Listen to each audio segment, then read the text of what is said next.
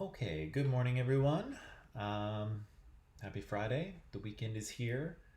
We've made it through yet another week. I think that was week 7 actually. So we've only got 5 more weeks to go, believe it or not. And it's gonna go fast. So if you're here in Vancouver, you'll probably look outside and it looks kind of wet and cloudy, but that's okay because I think the weekend's gonna be nice and sunny. So I hope you all have fun plans to you know, sleep and enjoy yourself, but maybe get outside a little bit too. That's good for you. Um, so Cindy's here. Good morning, Cindy. Adalbert's here. Good morning.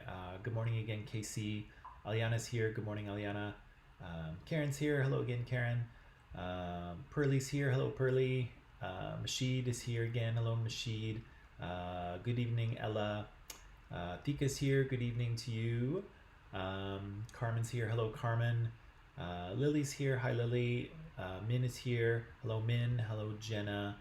And Ying is here as well. Hello, Ying. So as people trickle in here, what we'll do today is um, we'll finish, I think, talking about Confucius. We'll talk a little bit about Taoism, which we've already heard a little bit about in the video. So we'll finish watching that documentary video today. I have a little more reading for you to do after.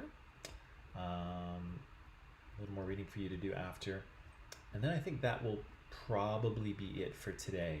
I'm going to finish marking micropapers this weekend, and so I will assign another one to you next week, but maybe I'll wait until about Wednesday or so that the social justice ones and the social justice and the comparative cultures are a little bit staggered.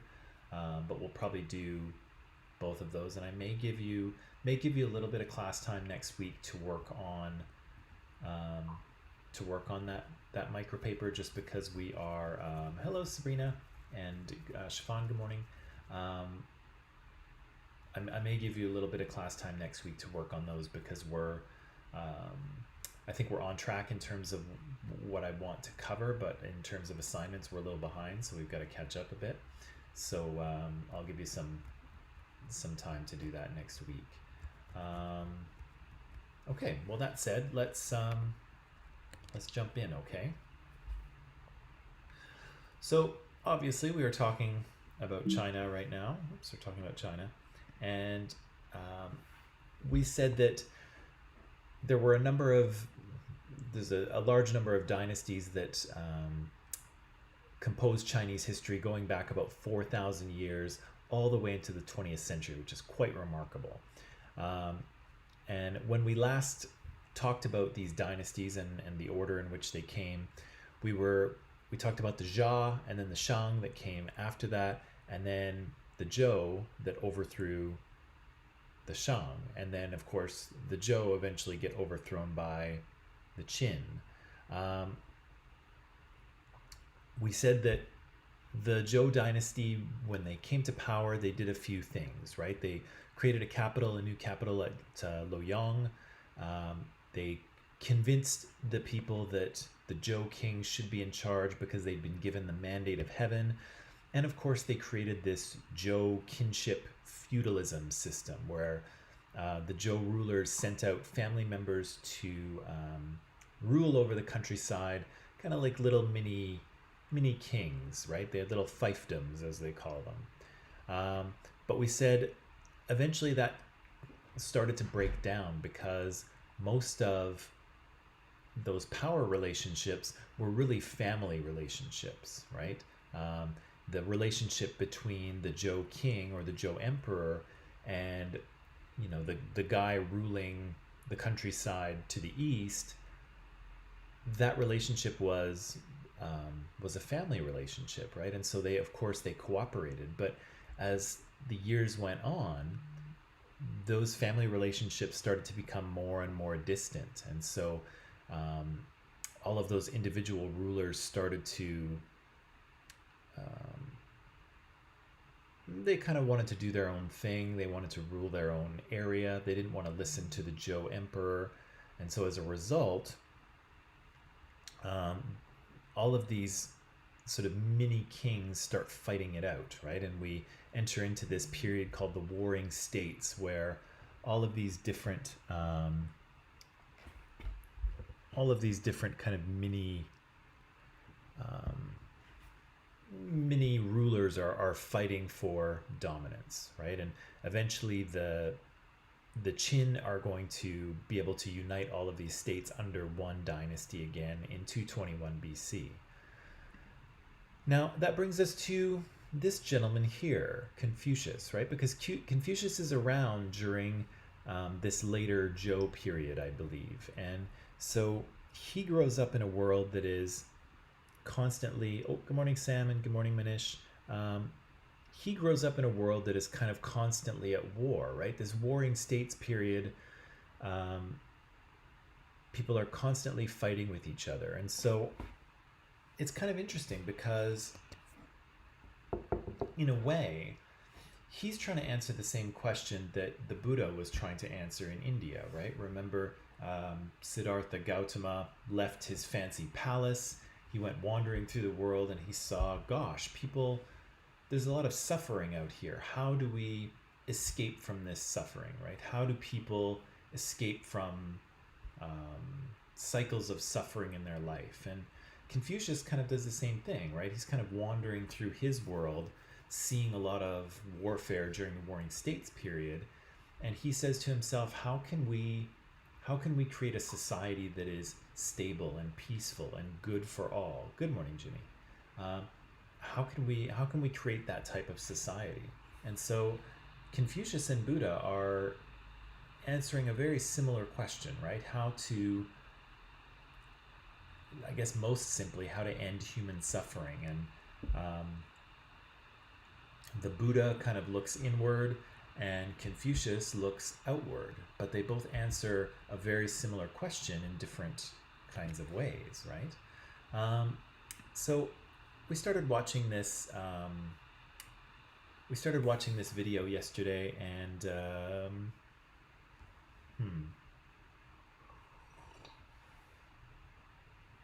I think we got all the way through these questions, if I remember. We said that young Confucius was practicing rituals when he was a young boy, and that those rituals were the same rituals that many Chinese people were practicing in society at the time. So these rituals weren't just for kings to do or weren't just for priests, but everyone had a responsibility to do these things in order to kind of maintain the balance of the universe. And so we said that there were two kind of natural forces in the kind of ancient Chinese conception of the world. There were two great forces always locked in struggle with each other, right? And the heavenly force, the dragon, the cosmos, was locked in this kind of perpetual struggle with an earthly force, which was represented by the phoenix. And humans had an important role in this, right? Humans had to perform the correct rituals in order to maintain the balance between these two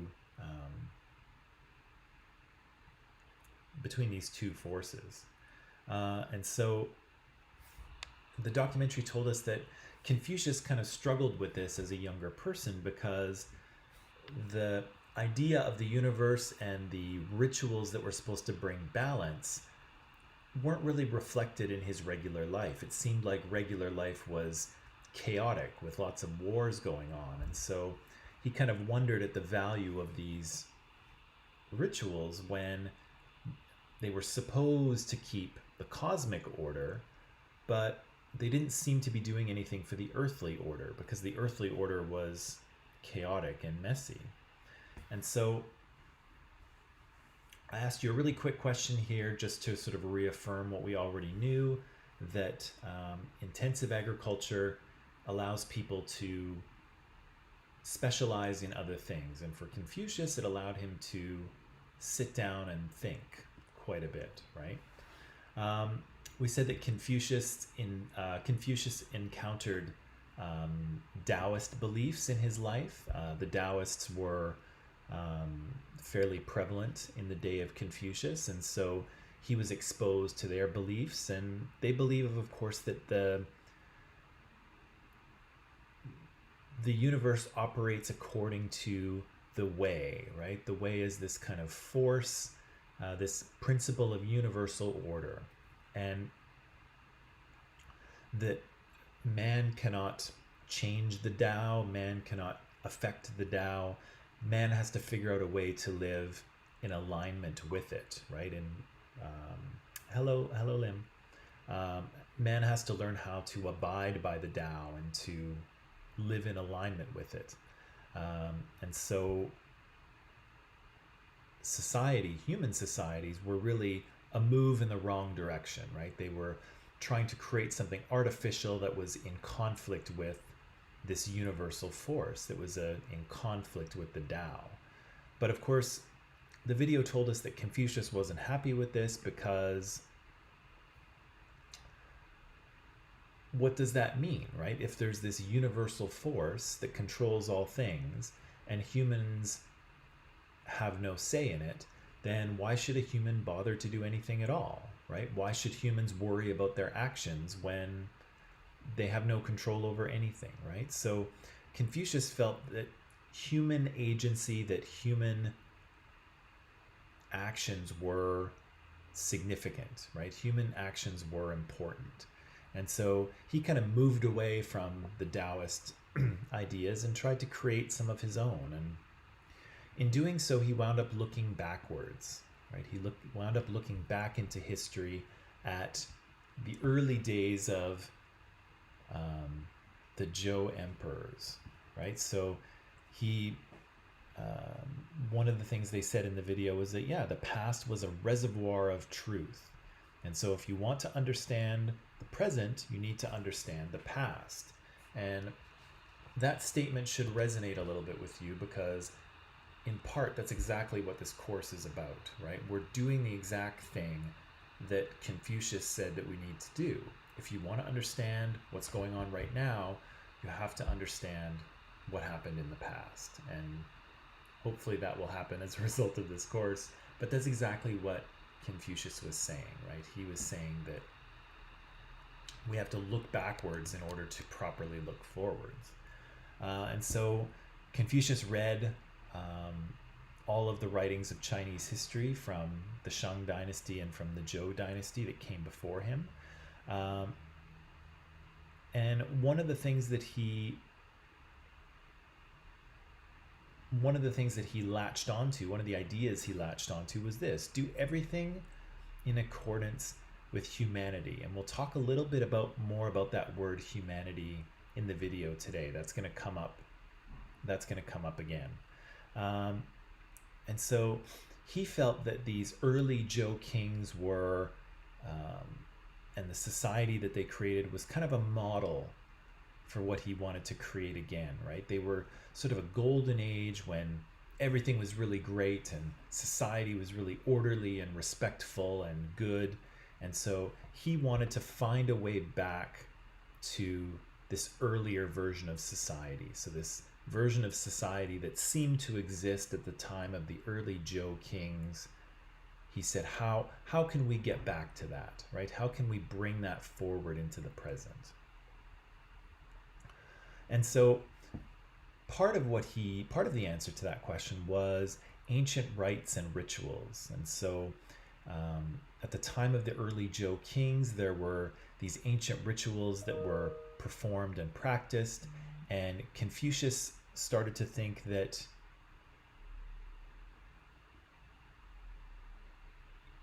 these rituals are important, but we can't just do them. We can't just do them to do them, right? We can't just do them without thinking. We have to actually perform the rituals with emotion. We have to perform them sincerely. And because if we do, that will affect who we are, right? So the proper performance of ritual and the emotional investment in the ritual will actually have a permanent effect on who we are as people, okay? And so again, this is something that Confucius does here, and he will do later on as well, is that he looks backward and he takes something from the past and he reinterprets it. He makes it relevant for the period that he is in. Okay, and so he does this right here. He takes ancient rituals and he reinterprets them for the world that he lives in, the time that he lives in. Okay, so that's kind of where we are with Confucius so far. He has set himself on a path to save society from itself. This period of war and conflict, he wants to bring back a society that is more balanced, more ideal, more respectful to people, a society that operates on the basis of humanity. And we'll talk about humanity a little bit more today. So, how to do that? Again, he looks at Taoism. He doesn't feel there's anything there for him. And he looks further back into the past of the Zhou kings, and he feels that that's an ideal model of society. And he thinks, how can I bring forward things from that past period, bring them into the present, and use them to create a balanced, ideal society right now. Okay, that's Confucius's task. That's what he's trying to do. So, that said, what I'm going to ask you to do, good people, is... Sorry, just give me 1 second here.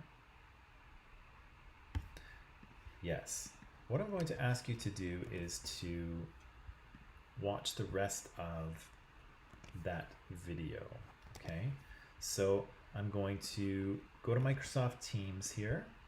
I'm going to put the link for the video into Microsoft Teams. And I've got just a few more questions for you on the video, okay? So the video has, let me just check here. The video has about 35 minutes left on it. So I want you to start watching. I want you to start watching at 27 minutes because that's where we left off yesterday, okay? So we've got about 35 more minutes of Confucius to watch and talk about. So the link for the video is in Microsoft Teams and the questions are there as well.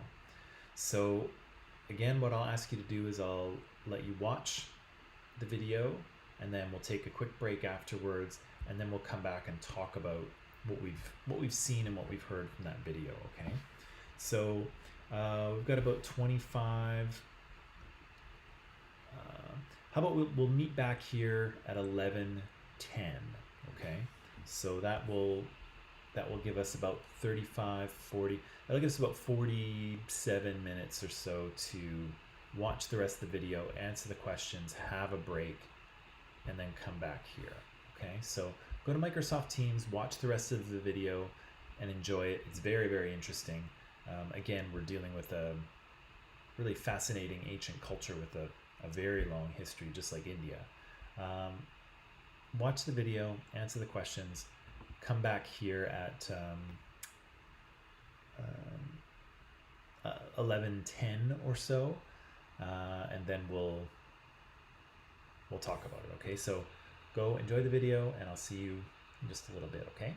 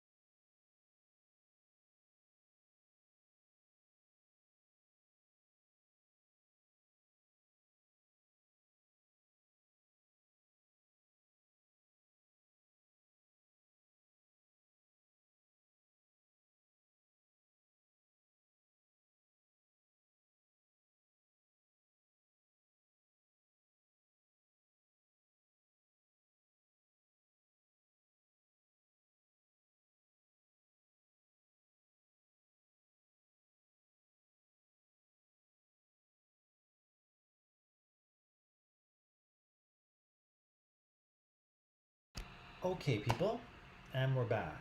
So, hopefully, you've watched the rest of the Confucius video, and hopefully, you have some good, juicy answers for me. And hopefully, you took a little break too. Um, so, super interesting, right? This is a super interesting thing that's happening. Again, the narrators pointed out that in this one period of history around 4 to 500 years BC, so about 2,500 years ago, we have thinkers,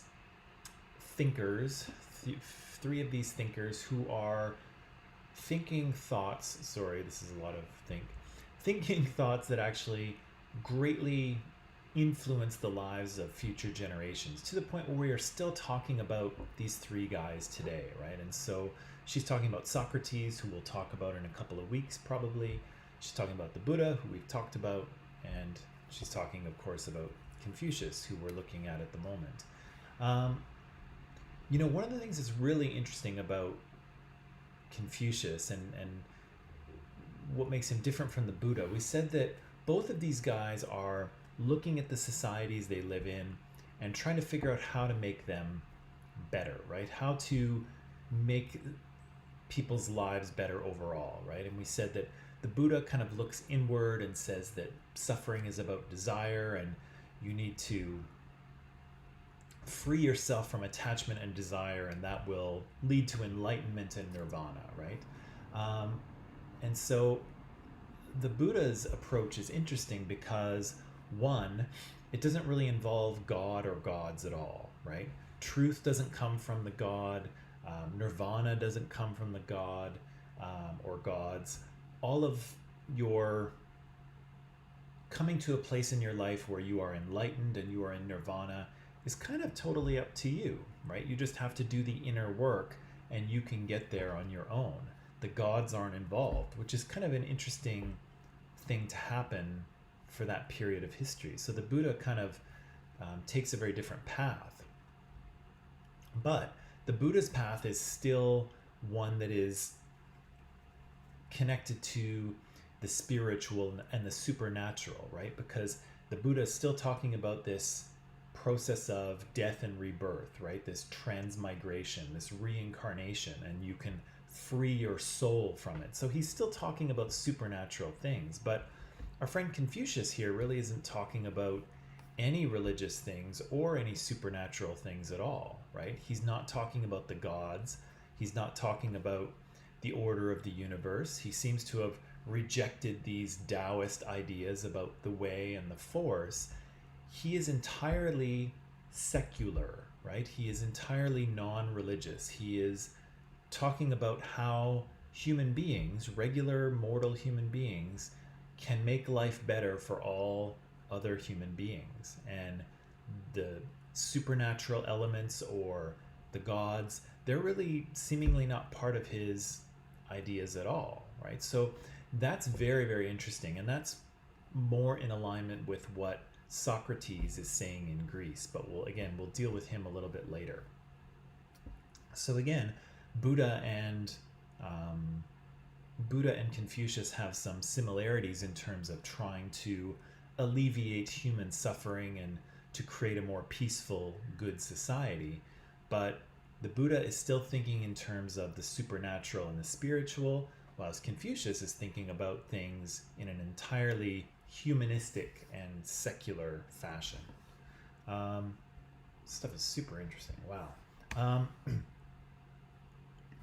Let's do this first question. It's a simple one. It's an easy one.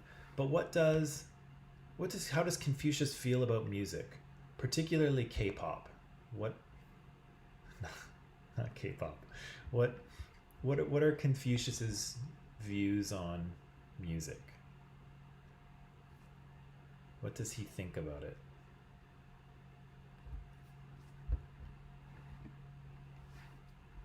What does he think about music? Forget about that K-pop thing. That was silly. What does Confucius think about music?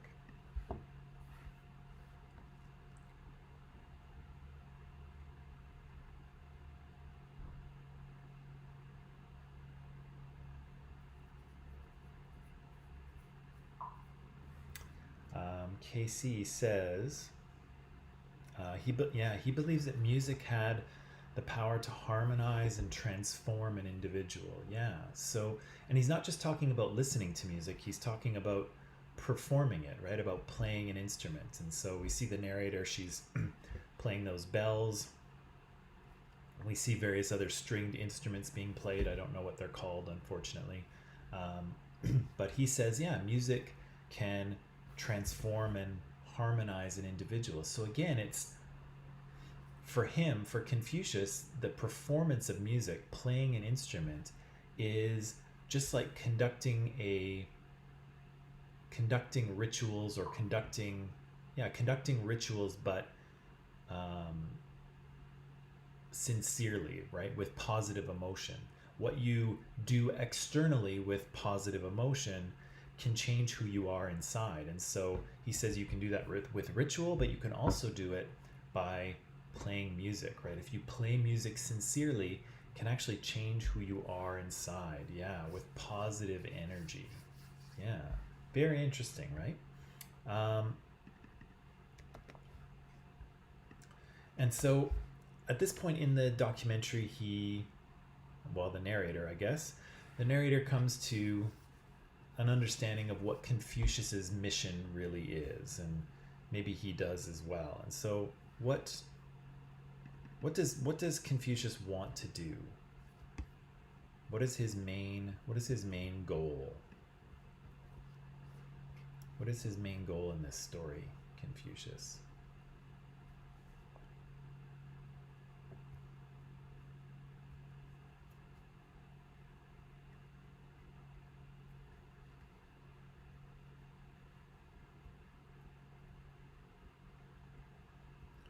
What is his main goal, his main mission? So Karen says for the heads, yeah, for the rulers, yep, to treat their subjects as sons, and for them to treat him as a father. Yeah, that's part of his approach, is that he's going to borrow that relationship, right? He's going to take the father-son relationship, which is very important in traditional Chinese culture. He's going to take that and he's going to try to scale it up to the whole society, right? So he's going to try to get rulers to think of themselves as fathers to the people below him, right? And for the people below him to look at him as a father, right? So that they can emulate that relationship, right? But there's a little more to it. There's a little more to it. Also, if I can ask, while we're working on this one, those of us in the class who are from China or who are currently in China, I wanted to ask you: Are Confucius's ideas still popular? Are they an important part of people's lives, about the way people think? Are people knowledgeable about Confucius, or not so much anymore? I'm curious to know. I know there's probably at least a couple people in this class who might have some expert knowledge in this regard. And so, yeah, are Confucius's ideas still important? Are they still heeded? Do people kind of think about them and try to follow them, or not so much? Yeah, so what's his mission? What's Confucius's mission? Well, I think what the video said is something like this. The video said something like he wanted to affect change on a grand scale. So he didn't want to just change things for individuals. He wanted to change things for society, right? He wanted a virtuous, ideal society. But he felt in order to do that, you had to create individuals who were moral, right? Individual people who were virtuous. And so this is what he was trying to figure out, is how to teach people to be moral, virtuous, decent human beings at a time of kind of political and economic chaos, right? And I think, as we saw in the video, it wasn't an easy wasn't an easy job for him, right? He didn't have an easy time with it. I asked you this. I asked you, how does Confucius extend the father and son relationship to rulers? And so, Karen, I think I'm going to borrow your answer here. Yeah, he wanted rulers, he wanted heads to treat their subject as sons, and for the subjects of a king or of a ruler to think of their king as a father, right? So again, Confucius does this thing where he takes something that already exists and he kind of reimagines it for the present time, right? So he does this with ritual, he does it with music, he does it with a few other things, but he also does it with family relationships, right? And so he tries to use those family relationships as a model for how greater society can work or should work.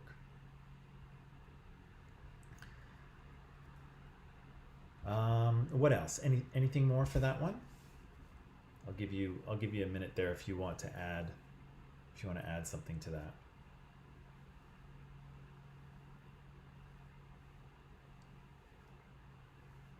Also, if anyone wants to answer that question about how popular Confucius's ideas are in China today, I would be interested in hearing that answer as well.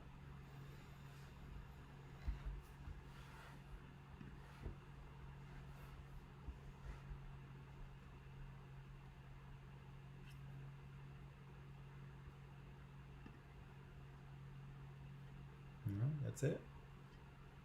That's it. Okay. All right. I asked you this. I said, he uses an ideology. How does Confucius select his students? How does Confucius select his students?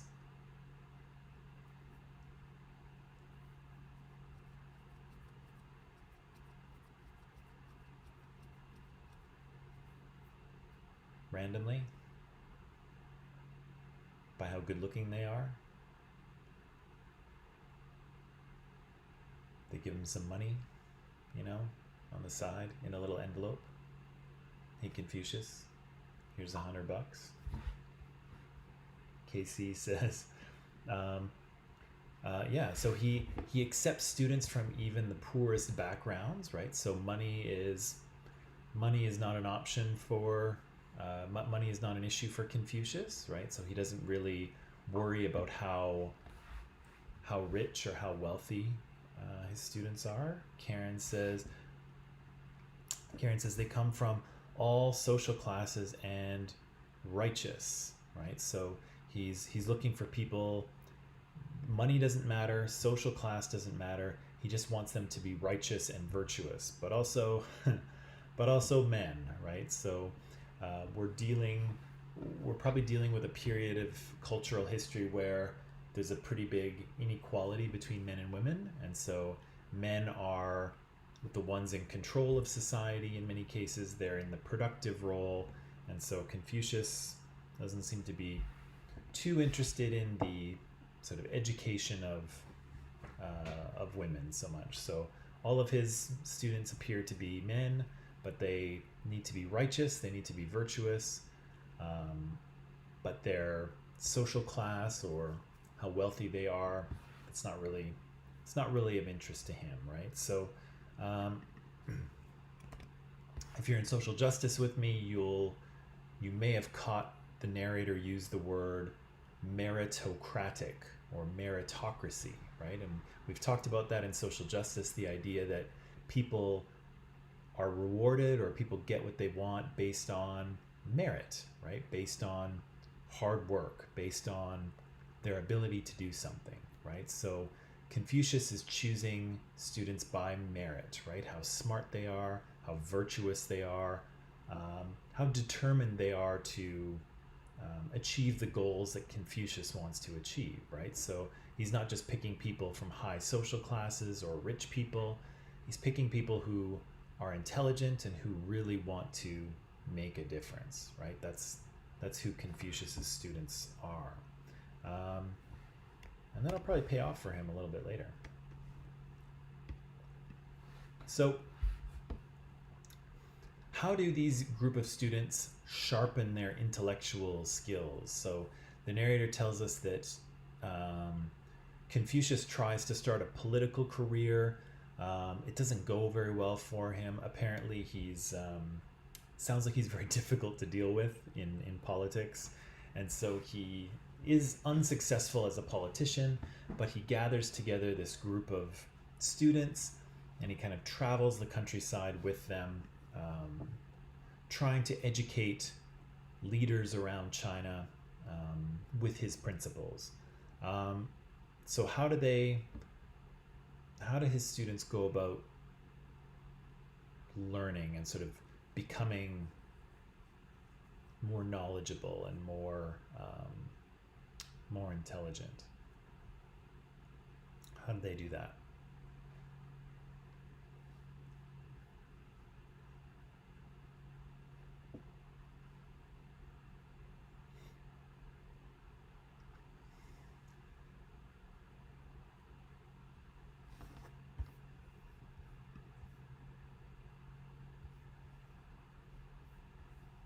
How do they do that?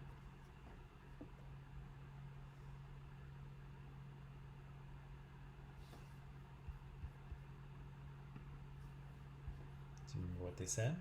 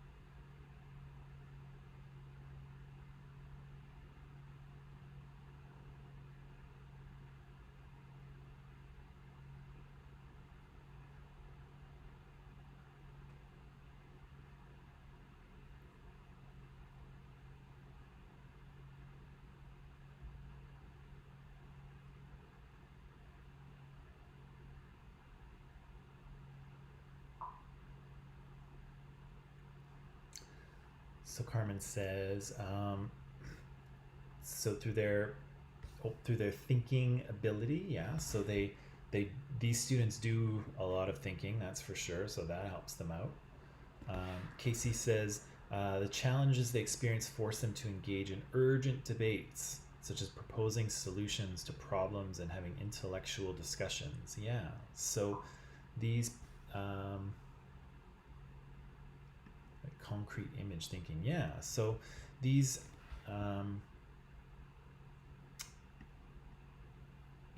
these are all good. Confucius's students are kind of traveling the countryside.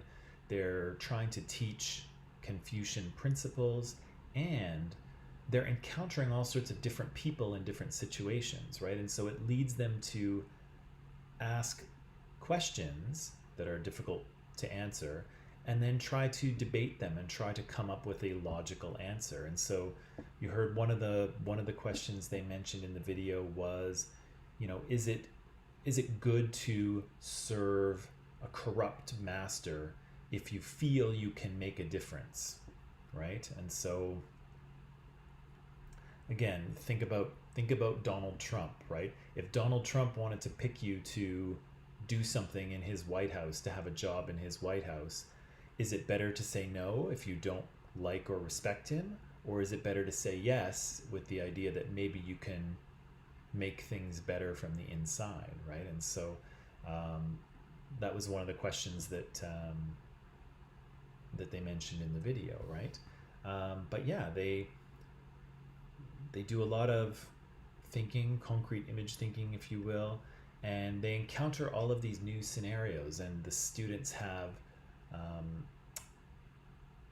very sort of rigorous intellectual debates about what's the right thing to do in this situation, what's the right thing to do in this other situation. Yeah, it might be, right? So that might be a way in which you could you could do good, right? If you didn't agree with Donald Trump, but if he wanted to give you a job anyway, maybe you could do some good from the inside rather than protesting him from the outside. But yeah, it's a complicated situation. Okay. A couple of the big questions now. According to the video, according to Confucius, what's the most difficult virtue to attain? The most difficult virtue to attain.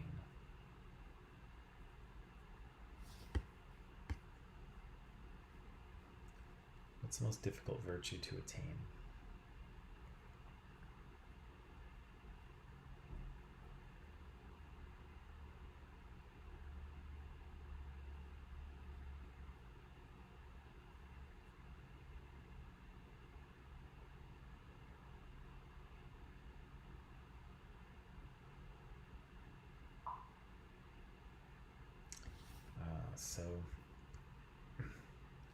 So Karen says that Ren is most difficult to attain.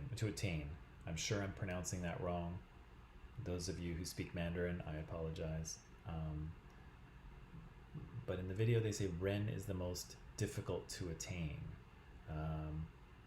Karen doesn't know why though. Okay, so that's good. That is the most difficult to attain. What does that mean though? What does Ren mean? Did I ask you that question? No. What does Ren mean? What is it? And then how does one get it? How does one achieve it? Ooh, questions are getting tough now. The most difficult virtue to achieve is Ren, but what is Ren and how can you achieve it?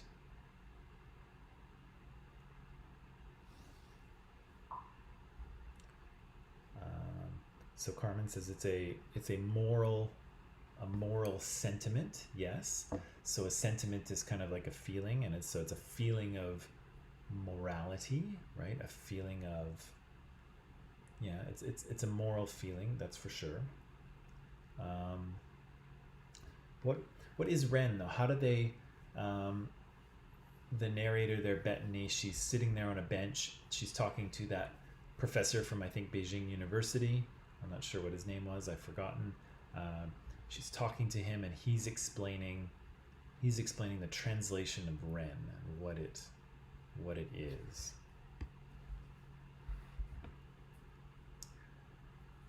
He's explaining the translation of that word. He says it's been translated a bunch of times, but really the best translation is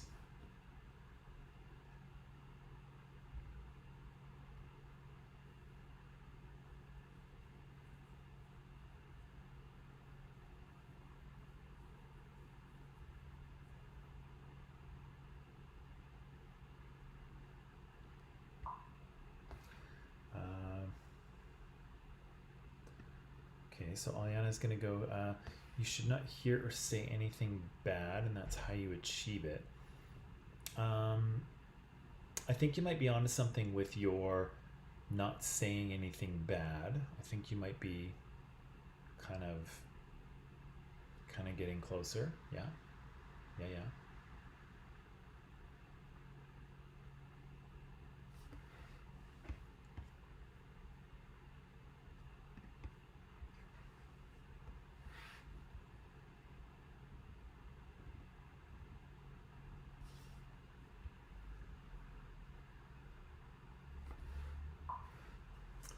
Karen says something about Confucius changing its meaning to morally right. Yeah. Maybe. This is what I remember them saying here. I remember them saying this, that Ren was, originally they were translating Ren as kind of human-heartedness, but the professor said he thought the best translation, the English translation, would be humanity, right? And he said that all Confucian ideas are connected to humanity. You have to do things with Ren, right? So you have to have justice with Ren, right? Justice is not just crime and punishment. You have to engage in justice with humanity, right? It's not enough to be smart. You have to be smart with Ren, with humanity, right? So smart with humanity is wisdom, right? And so the professor she's talking to says that this idea of with humanity is kind of woven all the way through Confucius's ideas, right? You have to do these things, but you have to do them with humanity, with a human heart, right? With care and feeling for other people, right? And so I think he also said, or his students said, it's this constant struggle to build one's character. And so to be human, to act with a human heart, is kind of the highest ideal. It's what everyone is striving for, but it's also, to be human is what you need to do at the very sort of basic level. So it's, being human is sort of necessary to do any of the other things, but you are also trying to attain this this goal of sort of acting with humanity, right? And the students say, no, that's not easy. That's something that you struggle with all the way through, right? And so I think they get to this point where they say it's about empathy, right? The idea is that what you would not wish for yourself, don't do to others, right? That's he says that's how you act with humanity. That's how you act with human-heartedness. That's how you act with Ren. What you would not wish for yourself, don't do that to other people. Easy? Maybe. Last question for you. So we said that Confucius died and his last words were kind of disappointed, right? Because he had been trying to bring about a change in society and he had worked very hard to do so, but on his deathbed, when he kind of looked around, he felt, gosh, I have failed, right? The world is still a disaster, society is still disorganized and chaotic, and I have failed. But his ideas continue after his death, and of course continue all the way till today. And so Casey says his ideas continued to be taught in schools. Yeah, they found some popularity after his death, and they integrated their way into the education system. And in some places, they're still a very important part of the education system, right? We saw the narrator Bethany, she went to a Confucian school in China where the students were engaged in a curriculum that was heavily influenced by Confucius, right? 2,500 years later. Karen says, a new emperor, after many years, encouraged by court officials to learn his ideas in order to work. Yeah. So we have, I think, the first king or the first emperor of the Han Dynasty.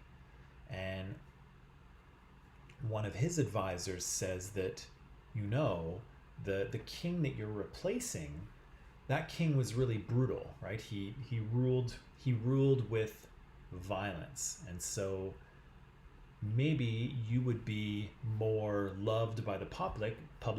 Maybe the public would support you more as a new ruler of the Han Dynasty if you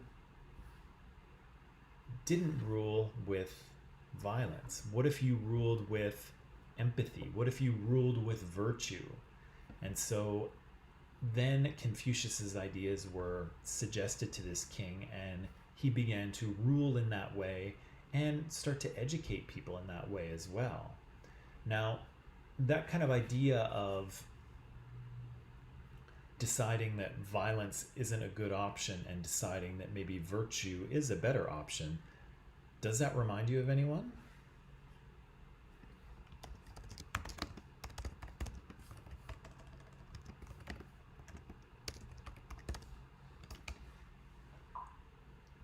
Does that remind you of anyone? The idea that violence maybe isn't the answer, and maybe we can rule through virtue. Um, same thoughts. Okay, Carmen. I guess that's how did Confucius's ideas finally become popularized? Um, and yeah, his ideas, I guess, would have been spread by government, by education, but I think you're right. Also within the family. That's very true too, Carmen. That's very true. Yeah, does that remind you of anyone? Yeah, that's the exact same thing that Ashoka does, right? He decides that violence maybe isn't the way to go. Maybe brutality isn't the way to rule people.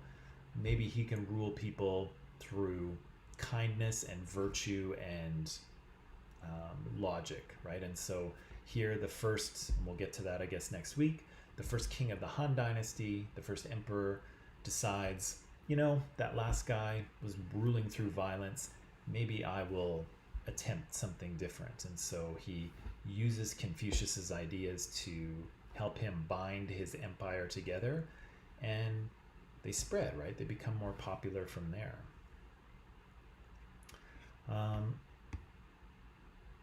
Yeah, so really interesting stuff, right? And again, we have this kind of influential thinker who is thinking differently than many other people, right? And he is trying to search for a way to make human lives better, trying to find a way to make society better. But again, he doesn't look up, right?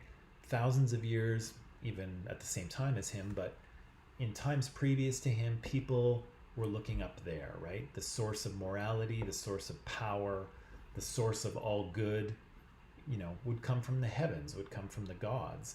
And then we have a guy like Buddha who starts to think about things spiritually and supernaturally, but in a way in which the gods are not involved. And the Jains are thinking a similar thing. And then here we have this guy Confucius who is not thinking about either of those things, right? He's not thinking about the supernatural. He's not thinking about religious ideas or gods or deities. He's simply thinking about a humanistic approach, right? A secular approach. How can we have a peaceful, good society, and sort of how can we get there? Carmen says, this is what we heard when we were children. It means that no one is born to be a bad person. It's all caused by the environment. Yeah. So yeah, that's very interesting. And that's a Confucian that's a Confucian idea, Carmen. It's all caused for the environment. Yeah. So I think that's very consistent with what Confucius was saying, because a lot of things are outside in, right? You can make yourself a better person by sincerely performing rituals, right? And so if you do the right things on the outside, it can make you a good person on the inside. But similarly, if you are in a bad environment, then those bad things can make you bad inside, but no one is actually born that way. I'm not sure. Okay. But at the very least, Carmen, I think this, definitely proves to us that Confucius's ideas have maybe found their way into the modern world and into modern people's culture and kind of way of thinking about the world, which is pretty astounding, right? This one guy 2,500 years ago, and we are still talking about him and thinking about his ideas, right? Which, incredible. Okay, so we are just about out of time, but Carmen says, but we ask for recitation in primary school. Yeah, so that's an important, I guess that's an important part of